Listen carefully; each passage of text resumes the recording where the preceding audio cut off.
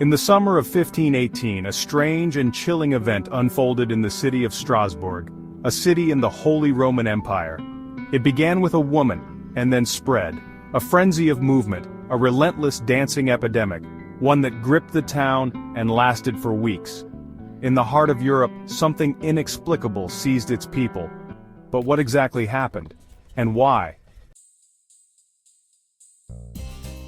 It was called the Dancing Plague of 1518. A woman known only as Frau Troffea stepped into the street one morning and began to dance.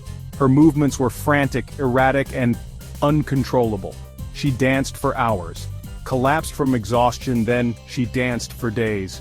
Her feet, battered and bruised, could not stop. But it didn't end with her. Others joined her. One by one, townsfolk, strangers, children, and even the elderly fell into the same erratic dance of sporadic movement. Soon there were dozens, then hundreds of dancers writhing and spinning in a shared madness. Some danced themselves to exhaustion, and others to death. What was this madness that overtook them? Strasbourg, now in modern-day France, was once a thriving hub of commerce, trade, and religious fervor. The year was 1518, a time when Europe was still reeling from the aftermath of black plagues, famines, and wars of the previous years. It was a period marked by superstition, fear, and a belief in the supernatural. But there was also something else. The cultural fabric of this town was no stranger to dance. It wasn't uncommon for religious festivals and celebrations to be accompanied by spirited dancing. However, this was not the joyous celebration of a festival. It was something far darker. At the time, the people of Strasbourg lived in a society constantly on the edge. Crop failures and harsh winters had led to widespread malnutrition, and the Black Death still lingered in recent collective memory. Could the dancers' strange behavior have been tied to the immense pressure of living in such dire circumstances? Were they perhaps responding to the world around them in a way that, to modern eyes, seems incomprehensible? Medieval doctors of the time, helpless and baffled, offered various explanations. One theory suggested that the dancers were suffering from hot blood, or an imbalance of bodily humors, a common belief of this period in history. Others, perhaps more astutely, turned to the idea of ergot poisoning. This was a fungus that grows on rye, which, if ingested, could cause hallucinations and uncontrollable movements, leading to what might be seen as dancing. But could it explain the sheer scale of the phenomenon? The truth remains elusive. Ergotism is a fascinating and eerie phenomenon that has been tied to various mysterious events throughout history. To understand it, we first need to know about ergot, the grain disease responsible for causing this condition. Ergot grows on rye and other grains, particularly under damp and warm conditions. The fungus produces powerful alkaloids, including lysergic acid, the precursor to LSD, which can cause a wide range of symptoms in humans when consumed, from mild hallucinations to severe life-threatening conditions. A human disease caused by eating this grain fungus was also known as St. Anthony's fire, named for the painful burning sensations it caused in those affected. In the Middle Ages, this condition was widely feared. During periods of poor harvests, particularly when rye crops were infected by the ergot fungus, people unknowingly consumed the contaminated bread, leading to widespread outbreaks of illness. The symptoms of ergotism are divided into two main types: convulsive and gangrenous. Convulsive ergotism causes symptoms such as muscle spasms, seizures, hallucinations, and delirium. Victims may become agitated, confused, and experience wild, uncontrollable movements, often described as a type of dancing or thrashing.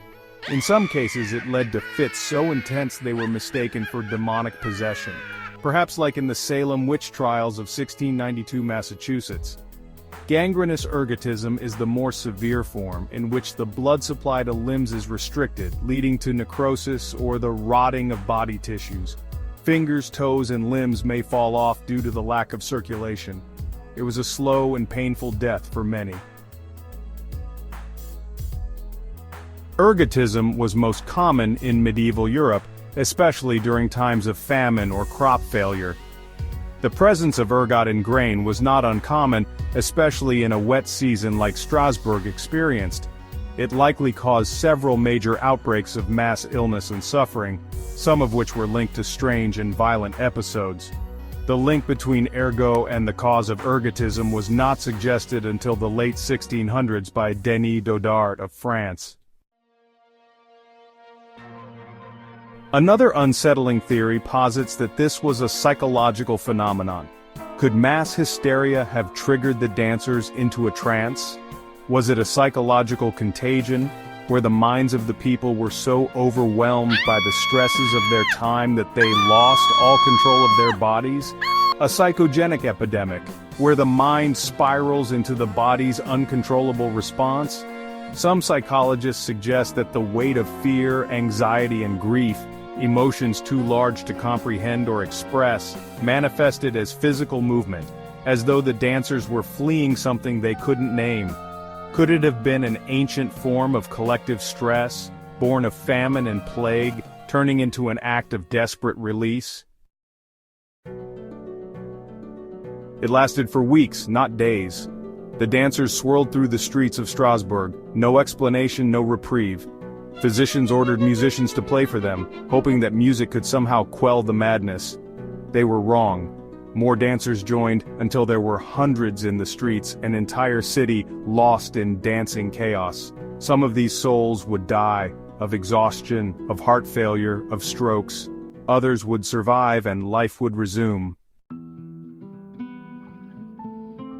Historians, scholars, and doctors have pored over this strange episode for centuries, yet no single explanation has stood the test of time. It remains an unsolved mystery, one that seems to defy logic and reason. Was it a disease? Was it mass hysteria? Or was it something far darker, something that the people of 1518 couldn't escape, something they couldn't control? Perhaps the answer lies not in the minds of men, but in the hearts of those who lived through it. The dancers of 1518. Are they still out there? Could there be another city, another moment when the beat will begin again? And will you be ready to dance? If you found this video intriguing, please subscribe to our channel and like this video if you enjoyed it. Your support helps us uncover more mysteries and bring them to light.